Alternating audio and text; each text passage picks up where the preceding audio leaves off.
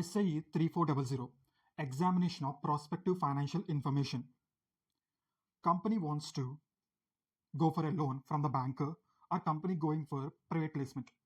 In such a case, company prepares prospective financial information on the basis of assumptions. Assumptions are of two types: best estimate assumptions, hypothetical assumptions. Auditor needs to consider best estimate assumptions but do not consider hypothetical assumptions. Prospective financial information means financial estimate, highly subjective in nature, highly judgmental in nature, highly risky. It is the information pertaining to more than 1 year. Range may be given in case of such information. Financial estimates.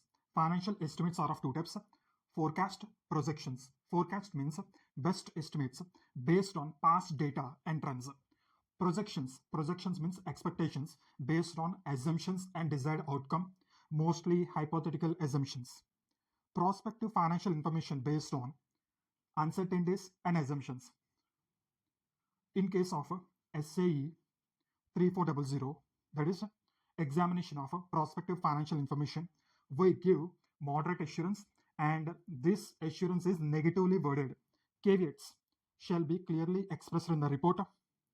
Any CA in practice, whether auditor or not, may accept such assignment to report on examination of prospective financial information. What is the management responsibility pertaining to this prospective financial information? Management should make such forecast, use appropriate assumptions and basis of the forecast. Auditor's responsibility is to obtain sufficient and appropriate audit evidence regarding reasonableness of the assumptions. Next, SAE 3420 assurance engagement to report on the compilation of pro forma financial information included in a prospectus. SAE 3420. In case of SAE 3420, we give reasonable assurance. It will be positively worded assurance. Applicability of SAE 3420. Consider 31st March. On 31st March is the balance sheet date for which financial statements need to be cutoff date for which financial statements need to be prepared. After 31st March, there has been a significant event like a merger, demerger, acquisition, divestment. Considering this, after 31st March, company is going for IPO or FPO. Prospectus will be issued with IPO or FPO. Along with prospectus, financial statements need to be issued. Problem in such financial statement is they do not incorporate effect of significant event, which is called as unadjusted financial statements. Significant event means merger, demerger, acquisition, divestment.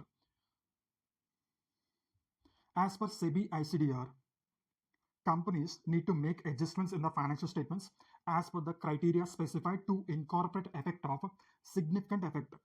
Unadjusted financial statements plus pro forma adjustments gives pro forma financial statements. This compilation of pro forma financial statements is to be done by a responsible party as per the applicable criteria. Ensure that source data is reliable.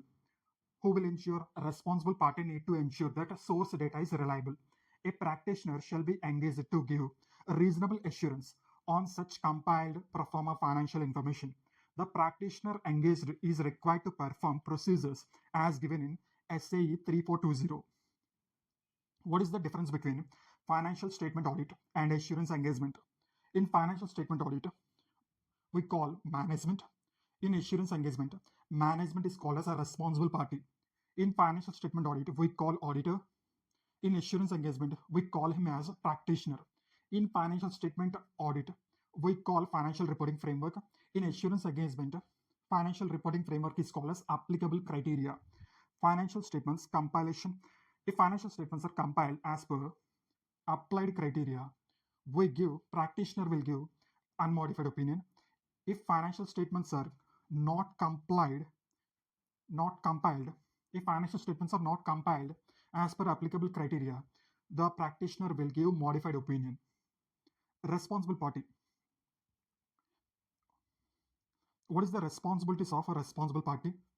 Compilation of pro forma financial information as per applicable criteria is the responsibility of a responsible party. Compilation.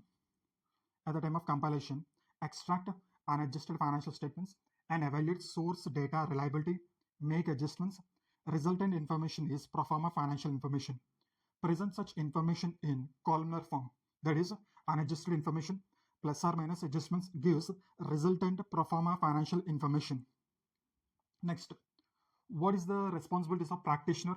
To give reasonable assurance, obtain written representation with respect to pro forma financial information, give opinion. Opinion is of two types: modified opinion, unmodified opinion. If financial statements are compiled as per applied criteria, practitioner will give unmodified opinion. If financial statements are compiled not as per applied criteria, the practitioner will give modified opinion.